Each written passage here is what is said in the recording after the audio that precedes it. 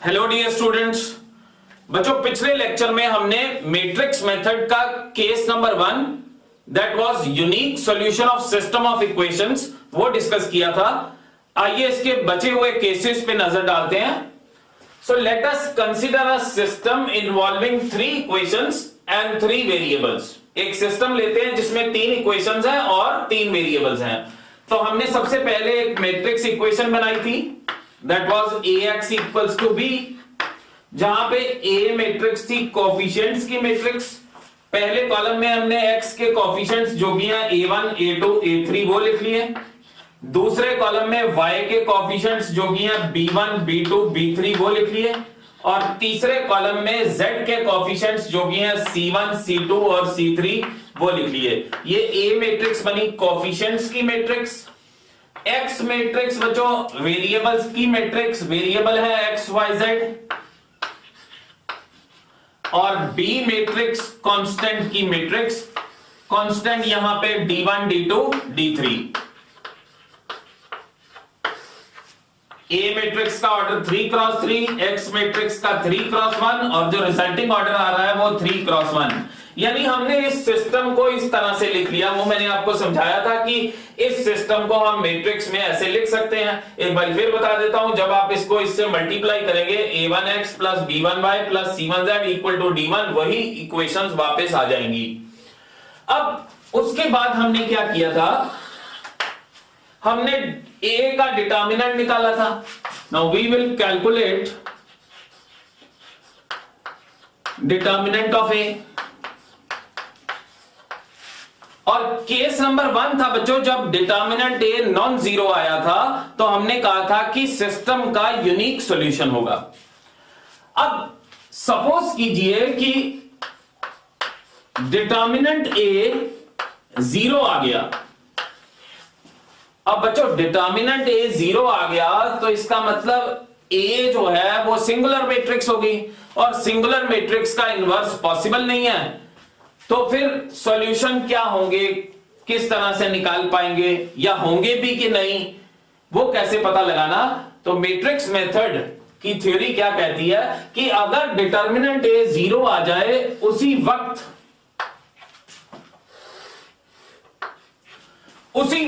आपने adjoint A calculate करना है। ए मैट्रिक्स का एडजॉइंट कैलकुलेट करना है और एडजॉइंट ए को बी मैट्रिक्स के साथ मल्टीप्लाई कर देना है।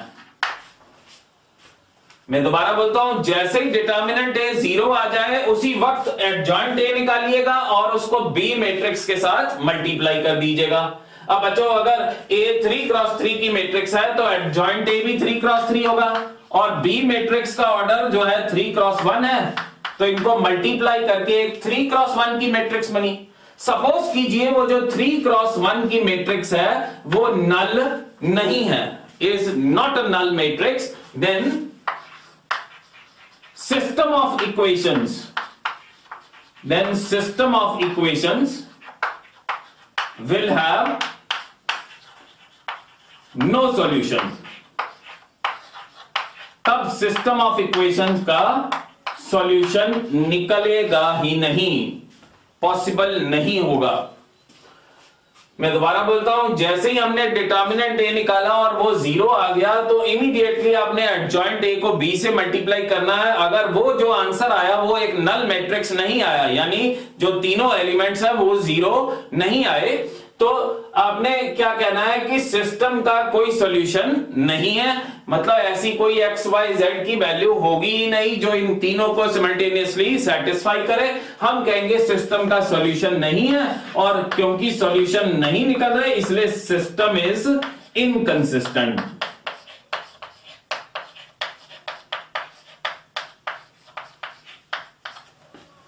ठीक है बच्चों, इसका ज्योमेट्रिकल एस्पेक्ट क्या है वो भी हम डिस्कस करेंगे। अभी तो पहले आप इस पे नजर डालिए कि थ्योरी क्या कह रही है मैट्रिक्स मेथड की।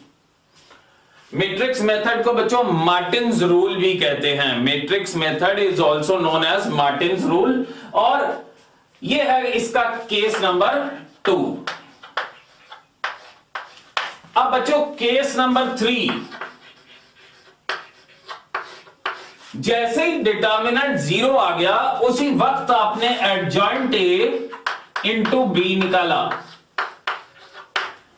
ए 3x3 की मैट्रिक्स है, जो एडजॉइंट भी होगा वो भी 3x3 का है। बी मैट्रिक्स जो है वो 3x1 की है, जो रिजल्टिंग मैट्रिक्स आएगी वो 3x1 की मैट्रिक्स आएगी। सपोज कीजिए वो एक नल मैट्रिक्स आ गई, मतलब तीनों एलिमेंट्स जो है वो 0 आ गए, तब हम कहेंगे then the theory of matrix method says that the system of equation is system, then the system of equations will have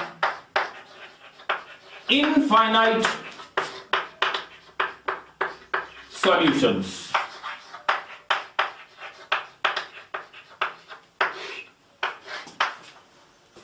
जब डिटर्मिनेंट ए 0 आ गया और एडजॉइंट ए इंटू बी भी नल मैट्रिक्स आ गया, तब सिस्टम का इनफाइनाइट सॉल्यूशन होगा। मतलब ऐसे infinite values of x, y and z मिल सकेंगी जो इन तीनों इक्वेशंस को साइमल्टेनियसली सेटिस्फाई करेंगी। इसका ज्योमेट्रिकल एस्पेक्ट क्या होगा वो भी हम देखेंगे।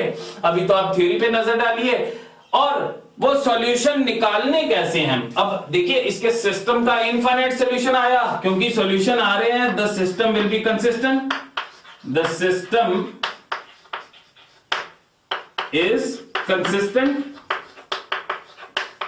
कंसिस्टेंट का मतलब सॉल्यूशन आ रहे हैं, और वो सॉल्यूशन कैसे निकालने, we will find the solution with the help of K method. To find solution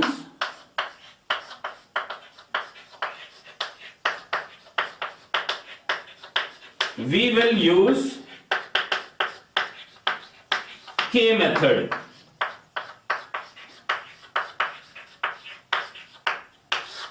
K method क्या है बच्चों, किसी तरह से हम इन तीनों वेरिएबल्स को x, y और z को k की टर्म्स में एक्सप्रेस कर देंगे, k एक पैरामीटर की टर्म में एक्सप्रेस कर देंगे और k वेरी करी जाएगा, तो हमारे पास infinite possible values of x, y, z आई जाएंगी। तो ये थ्योरी है आपकी मैट्रिक्स मेथड की। बात समझ गए बच्चों। पहला केस हमने पिछले लेक्चर में डिस्कस किया था, डिटर्मिनेंट ए नॉन जीरो आए तो सिस्टम का यूनिक सॉल्यूशन होता है और सिस्टम कंसिस्टेंट होता है। और सॉल्यूशन कैसे निकाला था हमने, x equals to a inverse into b। और दूसरे दो केसेस जब डिटर्मिनेंट ए 0 आ जाए और adjoint A into b not a null matrix आए, तब सिस्टम का नो सॉल्यूशन और सिस्टम इनकंसिस्टेंट। और डिटर्मिनेंट ए 0 आ जाए और adjoint A into B null matrix आ जाए, तब सिस्टम का infinite solutions and system is consistent. और वो सॉल्यूशन कैसे निकालने हैं, के मेथड से। बात समझ गए बच्चों, तो ये लिख सकते हैं। हाँ, एक बात दिमाग में रखिएगा कि sometimes this theory fails also. I will give you some examples in which the theory fails. Okay, in those cases you have to apply your brain, you have to be very careful by looking at this system of equations. I will certainly give you examples, but before that I will give you an example which shows you these two cases. Okay students, लिख सकते हैं इसको।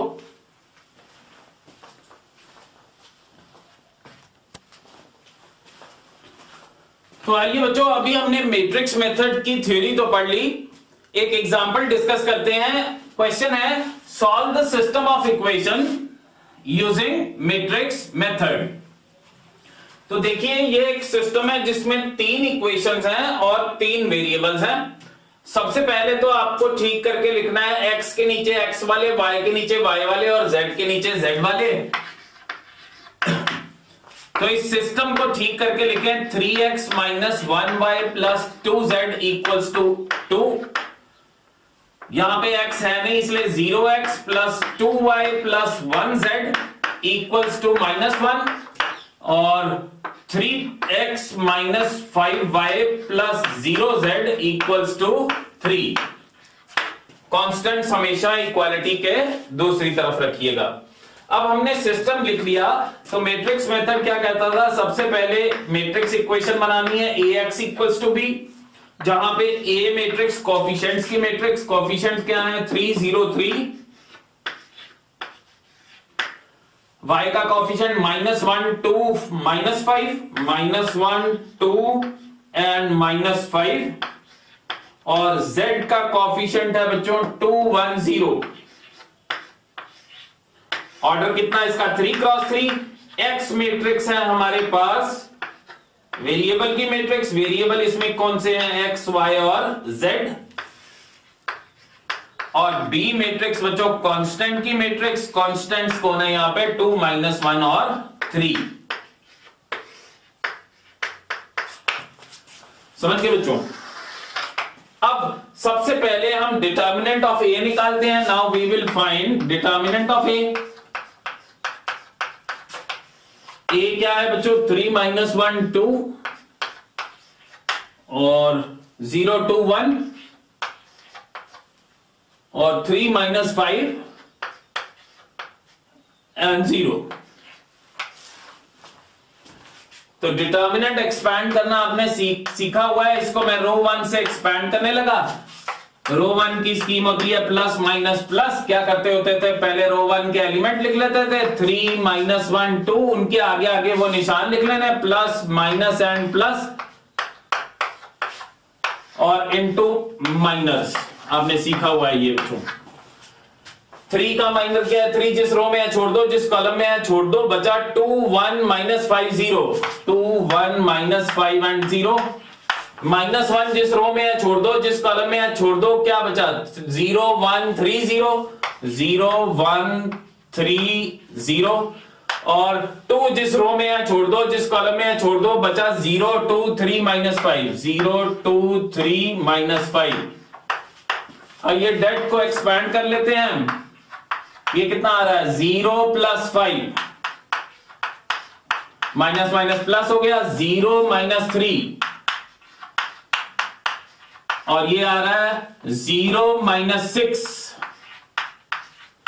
तो ये कितना बचा बच्चों 3 5 15 -3 -12, तो 15 -15 डेट ए कितना आ गया 0। डेट ए 0 आ गया, इसका मतलब इस सिस्टम का यूनिक सॉल्यूशन तो नहीं है। तो जैसा अभी थ्योरी में पढ़ा कि डेट ए 0 आ जाए तो इमीडिएटली आप एडजॉइंट ए निकालेंगे। Now we will find adjoint A. Now we will find adjoint of A. अब बच्चों एडजॉइंट कैसे निकालते थे? एडजॉइंट निकालते थे हम मैट्रिक्स ए के हर एक एलिमेंट की जगह उसका कोफैक्टर रख के जो नई मैट्रिक्स आए उसका ट्रांसपोज कर देते थे। और कोफैक्टर क्या होते थे? निशान इंटू माइनर, -1 रो प्लस कॉलम इंटू माइनर। तो मैंने आपको तरीका बताया था कि निशान पहले लिख लिया करें, साइन पहले लिख लिया करो, plus minus plus minus plus minus और प्लस माइनस प्लस, और जो नई मैट्रिक्स आए उसका ट्रांसपोज कर देते हैं बच्चों। अब निशान तो लिख लिए, साइन तो लिख लिए, साथ में माइनर लगाओगे तभी वो कोफैक्टर बनेगा।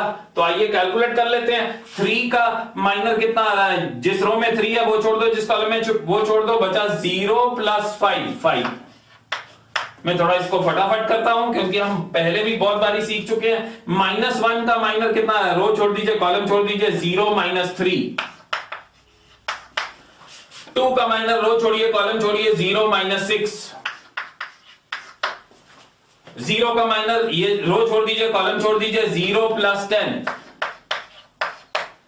और 2 का माइनर रो छोड़िए, कॉलम छोड़िए, 0 - 6। 1 का माइनर रो छोड़ दीजिए, कॉलम छोड़ दीजिए, -15 + 3 -12। 3 का माइनर रो छोड़ दीजिए, कॉलम छोड़ दीजिए, -1 -4 -5। -5 का माइनर रो छोड़िए, कॉलम छोड़िए, 3 - 0 3। और 0 का माइनर रो छोड़ दीजिए, कॉलम छोड़ दीजिए, 6 - 0 दैट इज 6। तो बच्चों मेरे पास एडजॉइंट आ गया। Therefore adjoint of the matrix A, ये जो मैट्रिक्स है इसका ट्रांसपोज करना है। ट्रांसपोज पहली रो को पहला कॉलम बना दीजिए, ये कितना आ रहा है 5 3 एंड -6। दूसरी रो को दूसरा कॉलम -10 -6 -10 -6 एंड +12 और -5 -3 -5 -3 और बच्चों 6। ये आ गया हमारे पास एडजॉइंट। तो जैसा थ्योरी में पढ़ाया आपको कि जैसे डेट ए 0 आ जाए तो इमीडिएटली एडजॉइंट निकालेंगे और then now we will find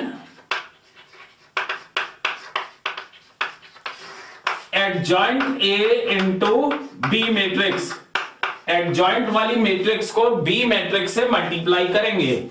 adjoint निकाला बच्चों आपने, वो ऊपर लिखा हुआ है 5 -10 -5 3 -6 -3 -6 12 एंड 6।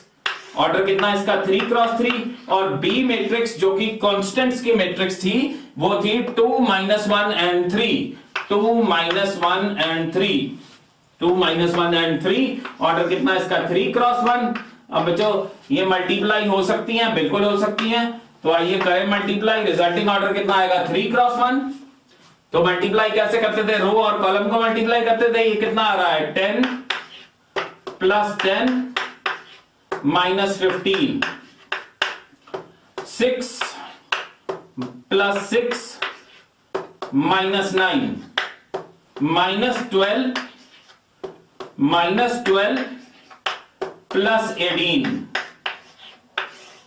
3 क्रॉस 1 आ गया ये ऑर्डर। देखिए ये कितना आ रहा है 20 में से 15 गए बच्चों, ये कितना हो गया 5। ये 12 में से 9 गए, ये हुआ 3। और ये आ रहा है कितना -12 में 6 ऐड हो गया बच्चों, तो -6। क्या ये नल मैट्रिक्स आया है? बिल्कुल नहीं। नल मैट्रिक्स तो होती है जिसके तीनों एलिमेंट्स 0 हो, जिसके सारे एलिमेंट्स 0 हो। तो adjoint A into B null matrix नहीं आया। तो बच्चों थ्योरी ऑफ मैट्रिक्स मेथड में हमने पढ़ा, मैं कंक्लूजन लिखने लगा हूं यहां पे। तो कंक्लूजन क्या हुआ, as determinant A is non zero, sorry as determinant A is 0 and adjoint A into B is not null, therefore the system has no solution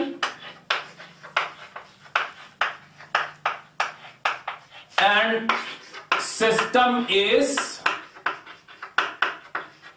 inconsistent।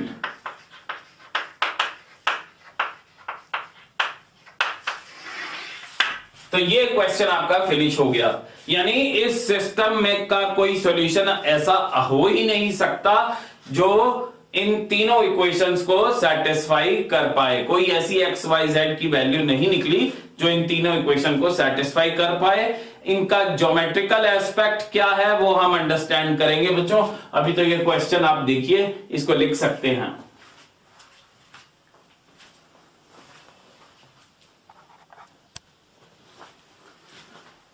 तो आइए स्टूडेंट एक और एग्जांपल करते हैं।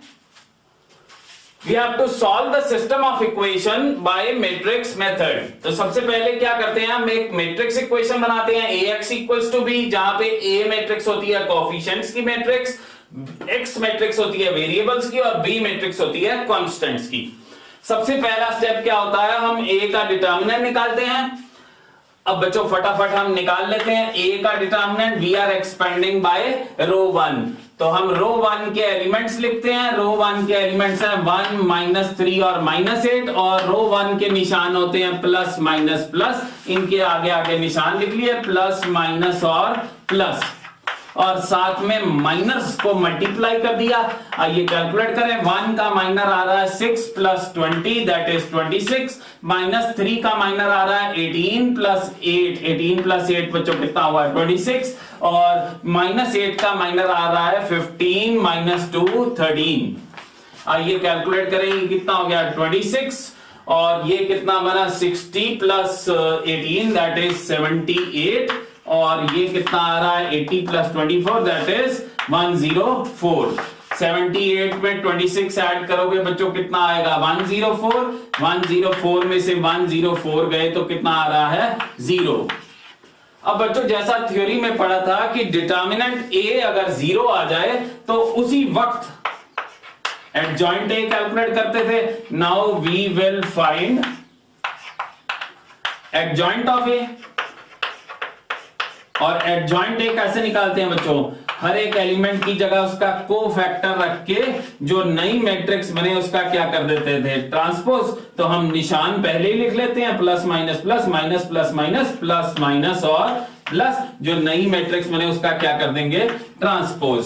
तो आइए साथ में माइनर लगा देते हैं, निशान इनटू माइनर क्या बन जाता है कोफैक्टर। तो फटाफट निकाल लेते हैं। 1 का माइनर कितना आ रहा है बच्चों 6 प्लस 20 26 और ये 3 का माइनर माइनस 3 का माइनर कितना आ रहा है 18 प्लस 8 दैट इज 26 और ये माइनस 8 का माइनर कितना आ रहा है 15 माइनस 2 दैट इज 13 और ये 3 का माइनर बच्चों कितना आ रहा है minus 18 plus 40 which is 22 and ये 1 का माइनर बच्चों कितना आ रहा है 1 का माइनर आ रहा है 6 प्लस 16 दैट इज 22 और ये -4 का माइनर कितना आ रहा है 5 प्लस 6 5 प्लस 6 कितना हो गया बच्चों 11 हो गया और 2 का माइनर कितना आ रहा है 12 प्लस 8 20 हो गया बच्चों और ये 5 का माइनर आ रहा है -4 प्लस 24 दैट इज 20 एंड 6 का माइनर आ रहा है 1 प्लस 9 दैट इज 10।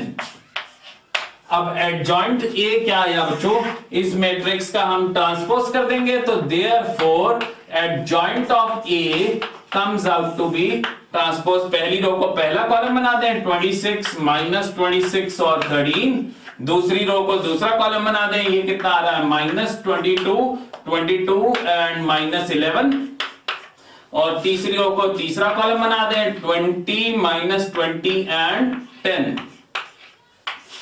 अब थ्योरी में क्या पढ़ा था बच्चों कि डिटर्मिनेंट ए 0 आ जाए उसी वक्त एडजॉइंट ए निकालिए और फिर then find adjoint A into B. जो एडजॉइंट निकाला है उसको बी मैट्रिक्स के साथ मल्टीप्लाई कीजिए। एडजॉइंट निकाला है आपने 26 minus 26 13 minus 22 22 minus of 11 20 minus 20 and 10 और बच्चों बी मैट्रिक्स कांस्टेंट्स की जो कि है -10 0 -10 0 और 13। ऑर्डर कितना इसका 3 क्रॉस 1 मल्टीप्लाई होके कितना आएगा बच्चों ऑर्डर 3 क्रॉस 1। तो आइए मल्टीप्लाई करते हैं फटाफट। तो ये मल्टीप्लाई करेंगे रो को कॉलम से 26 10 कितना हो गया 260 प्लस 0 प्लस 260। इसको इससे किया कितना आया बच्चों 260 प्लस 0 माइनस 260। इसको इससे किया minus of 130 plus 0 plus 130। Order कितना आ गया 3 क्रॉस 1 260 260 कट गए 260 260 यहां पे भी कट गए और ये भी कट गए। तो ये तो आ गया बच्चों नल मैट्रिक्स। अब थ्योरी क्या कहती थी, मैं क्वेश्चन को मिटाने लगा हूं। तो थ्योरी कहती थी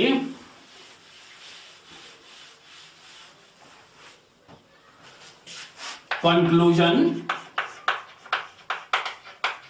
S determinant A is 0 and adjoint A into B is null. Therefore, the system of equations have infinitely many solutions.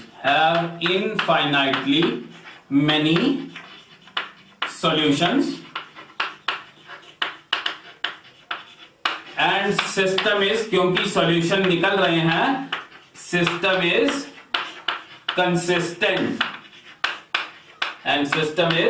Consistent infinitely many solution. और बच्चों सॉल्यूशन कैसे निकाले थे? नाउ टू फाइंड सॉल्यूशन,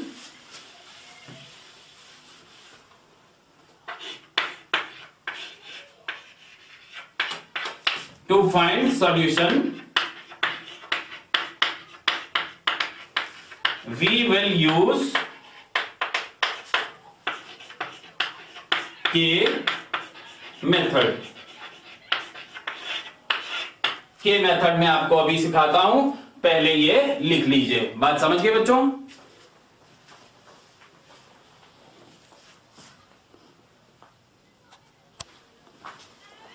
तो बच्चों हमने ये देखा कि सिस्टम ऑफ इक्वेशन का इनफाइनाइटली मेनी सॉल्यूशन आ गया है और सॉल्यूशन निकालने के लिए हमने के मेथड का इस्तेमाल करना है। तो आइए सीखे के मेथड क्या होता है। K method is a method to express all the variables in terms of parameter के।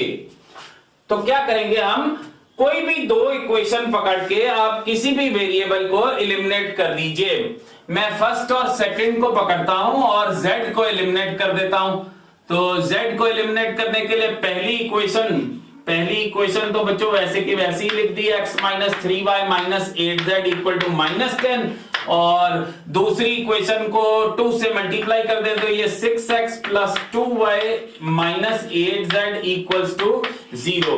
दोनों को सब्ट्रैक्ट कर दूं तो बच्चों निशान पलट जाएंगे, 8z कैंसिल हो गया, माइनस 6x प्लस x कितना बन गया माइनस 5x, और minus 3y minus 2y minus 5y equals to minus 10 plus 0 minus 10। Throughout minus 5 अगर काट दें आप, माइनस 5 को कैंसिल करें तो हमारे पास x plus y equals to कितना आ गया 2। मैं दोबारा बोलता हूं, कोई भी दो इक्वेशन पकड़ के किसी एक वेरिएबल को एलिमिनेट कर दीजिए। जिस वेरिएबल को एलिमिनेट किया है हमने, z को एलिमिनेट किया है, उसको आपने k मान लेना है। Now suppose z as k, जिस वेरिएबल को एलिमिनेट करें उसको k मान लीजिए। अब एलिमिनेट करके बच्चों z को हमारे पास x और y की टर्म्स में एक इक्वेशन आ गई है। आपने क्या करना है, इस इक्वेशन में से किसी एक वेरिएबल की वैल्यू दूसरे की टर्म्स में निकाल लेनी है। ऐसे y की value in terms of x निकाल ली। अब ये y की वैल्यू और जो z की वैल्यू सपोज की थी वो आपने अनयूज्ड इक्वेशन जो इसमें इस्तेमाल नहीं की वो थर्ड इक्वेशन है। ये y की वैल्यू और ये z की वैल्यू अनयूज्ड इक्वेशन में fill these values in equation number 3। तो बच्चों इक्वेशन नंबर 3 क्या है, 2x plus 5y plus 6z equal to 13 है। ये z की वैल्यू और ये y की वैल्यू यहां फिल कर दीजिए। तो ये क्या बनेगा, 2x प्लस 5, y की वैल्यू कितनी है बच्चों 2 माइनस x प्लस z की वैल्यू k इक्वल्स टू 13। ये कितना बन रहा है 2x plus 10 minus 5x plus 6k equals to 13। 2x minus 5x हो गया बच्चों माइनस 3x, और ये प्लस 6k इक्वल्स टू 13 में से 10 गए, कितने बच गए 3 थ्रू आउट कैंसिल कर दीजिए। 3 कैंसिल करेंगे तो बच्चों ये कितना बचेगा minus x plus 2k equals to 1। यहां से x की वैल्यू आ गई 2k माइनस 1। समझ गए बच्चों? अब ये जो x की वैल्यू आई है इसको जो y आपने x की टर्म्स में एक्सप्रेस किया था, this therefore as y is equal to 2 minus x and x you have calculated as 2k minus 1, x की जगह 2k minus 1 भर देना। समझ गए बच्चों? तो यहां से y की वैल्यू कितनी आ गई 2 माइनस 2k प्लस 1, तो y आ गया हमारे पास 3 minus 2k।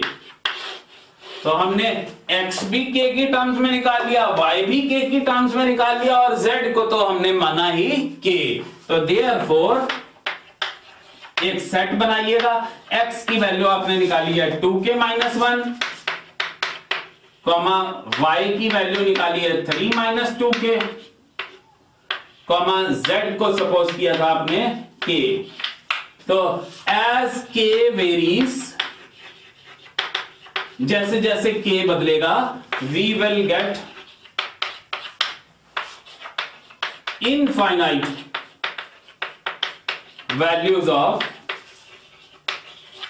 x, y and z.